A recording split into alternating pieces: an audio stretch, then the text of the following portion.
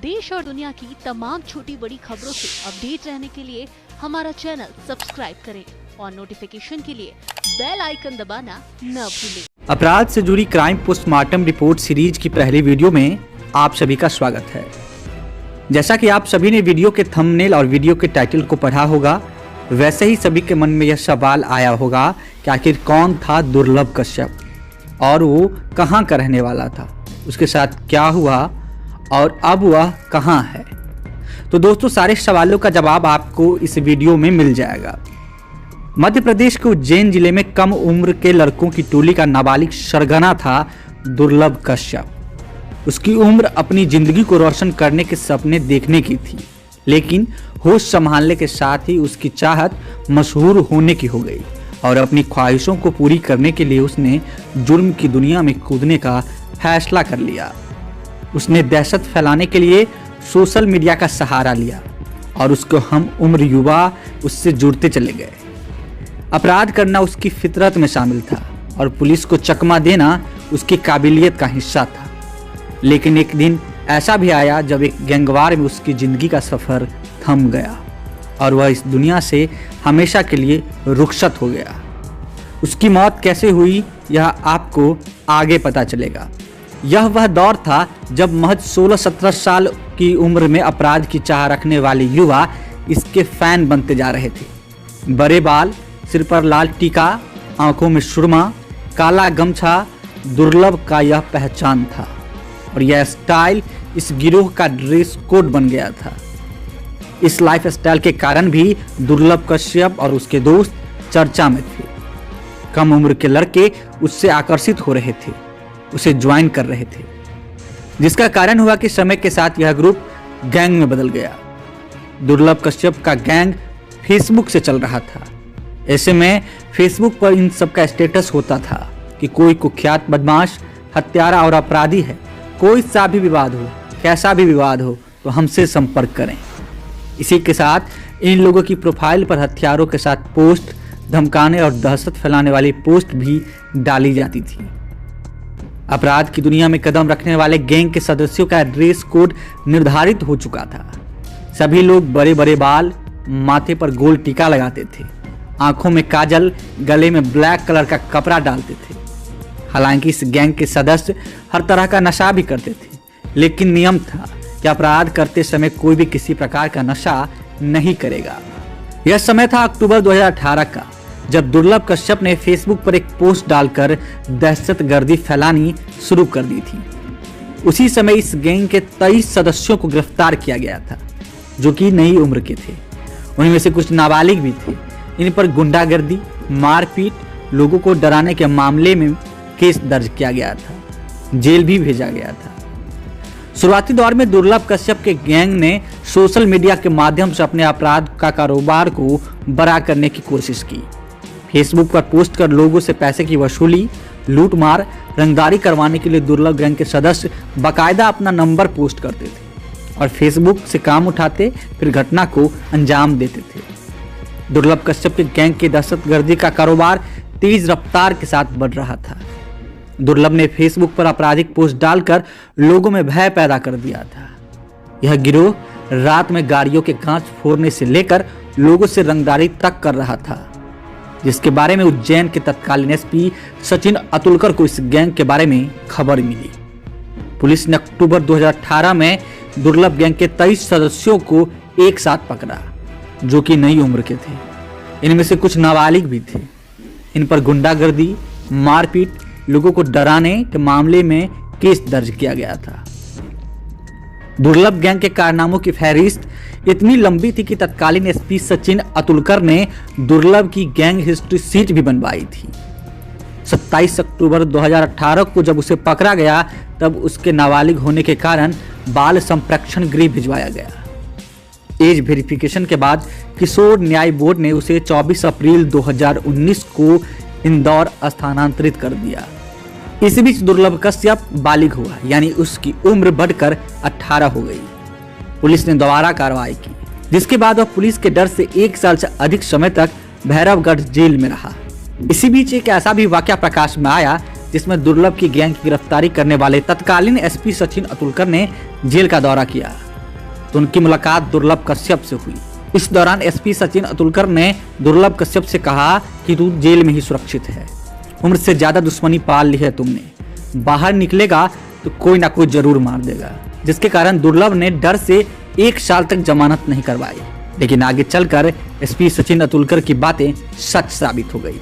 इसी बीच 24 जनवरी 2020 को तुलसी नगर निवासी भाजपा नेता राजेश बोराना के 20 वर्षीय बेटे स्वप्नेश बोराना को दुर्लभ गैंग के सदस्य शानू व रोशन ने बाइक पर बैठाकर अपहरण कर लिया। आरोपियों को शंका थी कि स्वप्नेश उनकी मुखबरी करता है।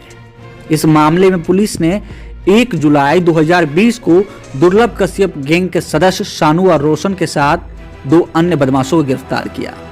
इस दौरान दुर्लभ गैंग के सदस्यों ने युवक के अपहरण के बाद मारपीट का एक वीडियो भी बनाया था।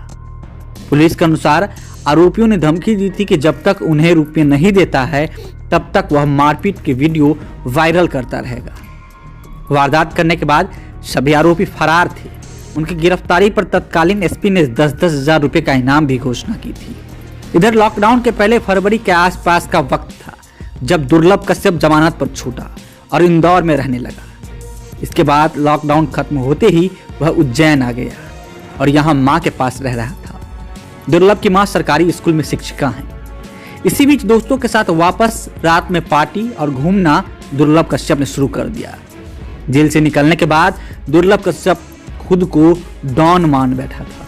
लॉकडाउन के बाद शहर में ऐसे ही आपराधिक घटनाएं चरम पर थी। ऐसे में अपराधी बेखौफ होकर घटना को अंजाम दे रहे थे। इसी बीच हिस्ट्री सीटर दुर्लभ कश्यप 2 महीने से उज्जैन के अब्दालापुर में रह रहा था और रात में पार्टियां कर दोस्तों के साथ घूम रहा था। इसके बाद भी पुलिस ने दुर्लभ की गतिविधियों पर ध्यान नहीं दिया।